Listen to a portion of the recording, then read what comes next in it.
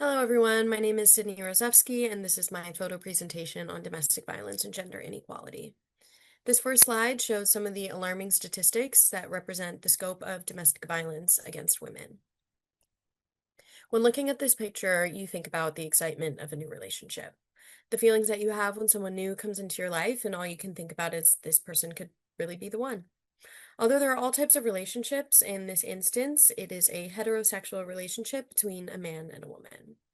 When thinking about how relationships work, gender is something that comes into play. Gender refers to a set of expectations or roles that males and females are expected to fill in order to be considered masculine and feminine in the traditional sense. In reality, what's considered masculine and what's considered feminine is brought about through socialization. Throughout our lives, we are socialized into acting and doing things that are considered appropriate for men and women. We live our lives doing gender, and for most people, gender has a traditional meaning. For males, masculinity is often shown by being aggressive or refraining from showing emotion, while for women, in order to be feminine, they should be sensitive, quiet, and respectful to the male figures in their lives. Unfortunately, for many people, these traditional gender norms can lead down a frightening road of control and abuse. This photo represents the infatuation and idealization that a person can experience during the early stages of the cycle of abuse and intimate partner violence. In the beginning of the relationship, a woman may be showered with love and romance and gifts and feel heard, understood, nurtured, and adored. Even the most violent relationships may start out as a fairy tale.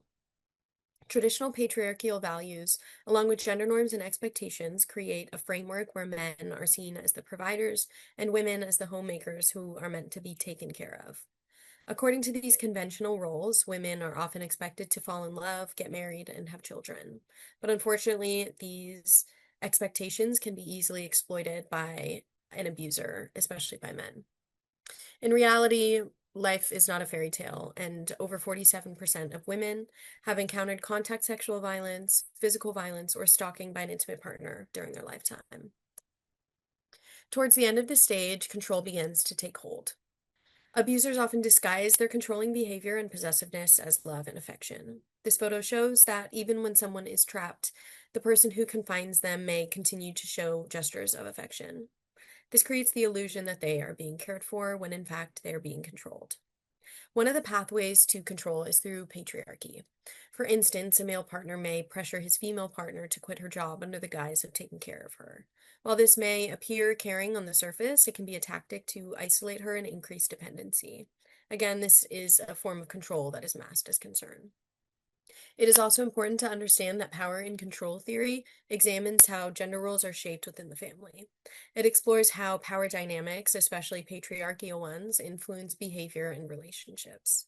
At this stage, we can begin to refer to the power and control wheel, which is a tool designed to show the various methods abusers use to dominate their victims.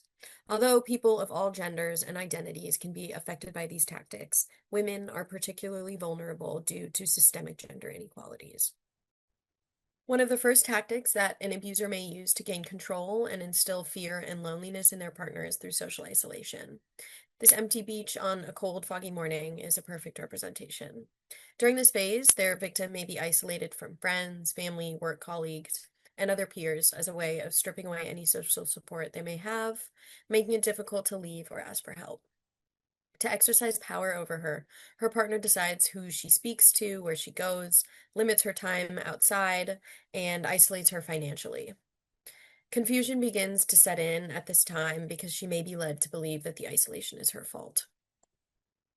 As the abuse and control escalates, it is reminiscent of a fire beginning to spread. The fear of not knowing what direction to go or whether to shelter in place is terrifying. Many times in domestic violence situations, what was once seen as a relationship issue that could be fixed with time and effort or might possibly need to be extinguished has now completely spiraled out of control. According to the power and control wheel, this phase may involve using intimidation, exercising emotional abuse, minimizing, denying, and blaming the victim, using economic abuse, and exercising male privilege. What was once a flower full of life, hope, and love has now shriveled up, devoid of joy, life, and love. At this point, threats and intimidation have escalated. Physical and sexual violence has begun, and children are used as leverage to prevent the woman from leaving.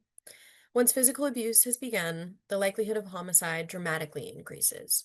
Sadly, intimate partner homicides make up 40 to 50% of all murders of women in the United States, and in 70 to 80% of intimate partner homicides, no matter which partner was killed, the man physically abused the woman before the murder.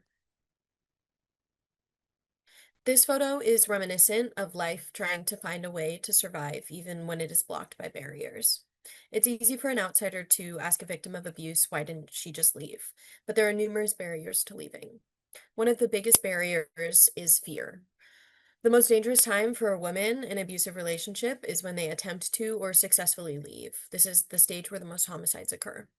Learned hopefulness is another barrier. This concept refers to a woman's belief that her partner will change and go back to being the loving, affectionate partner that she fell in love with to begin with. Because of the honeymoon phase, which occurs after an abusive incident and is characterized by gift giving, overly emotional apologies, and promises to be better, the woman may be led to believe that all of these things are possible. Another barrier, which relates to traditional patriarchal views and gender norms, is the belief that divorce is wrong, or in some religions is even considered a sin. Some cultures believe that the most serious problems in relationships can be simply overcome, which unfortunately is not the case for most abusive or violent relationships. When looking at marginalized populations of women, including women of color and immigrant women, they have additional unique barriers to leaving, which include language barriers, fear of deportation or fear that their partner will be deported, lack of trust in police, and lack of available resources. There's also an additional struggle if there are children involved in the relationship. A male partner may threaten to not only harm the woman, but harm their children if she leaves. And this is unfortunately not uncommon and can also be known as family annihilators. Finally, one of the biggest barriers is a lack of social support. As stated earlier, isolation is one of the first tactics that an abuser uses because if a woman has no financials of her own, no friends or family to go to, she is unlikely to have the resources and help she needs to leave. This photo represents the moment of clarity, realizing enough is enough and that they are not alone. In fact, studies show that nearly 1 in 2 women in the United States will face physical violence from an intimate partner at some point in their lives. In situations where children are in the home, the moment may come when the abused decides that they must stop the cycle of violence.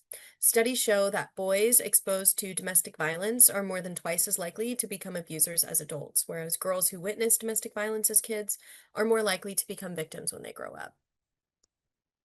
With abuse, moving out of the darkness and into the light does not happen without fighting for that freedom. Throughout the years, feminism has helped to bring about change and work towards gender equality. Radical feminism and the dominance perspective both see domestic violence as a systemic expression of male power and control over a woman, which is rooted in patriarchy. For radical feminists, domestic violence is a tool used by men to maintain gender inequality. The dominance perspective has pushed for the US legal system to move away from its hands-off approach to domestic violence and treat it as seriously as other crimes. Unfortunately, breaking free from the bounds of an abusive relationship does not always have a happy ending. For some, the only way out is to end the life of their abuser.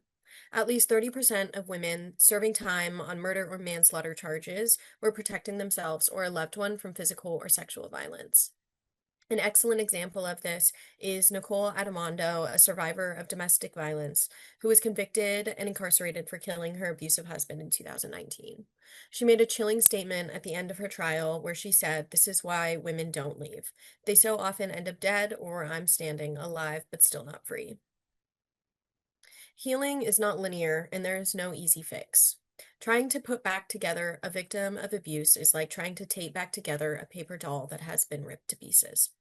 The paper doll may be whole again, but the damage done to it still exists. There's no way of erasing the emotional trauma and harm that is caused by intimate partner violence. It is an extremely difficult task, but healing and rebirth is possible.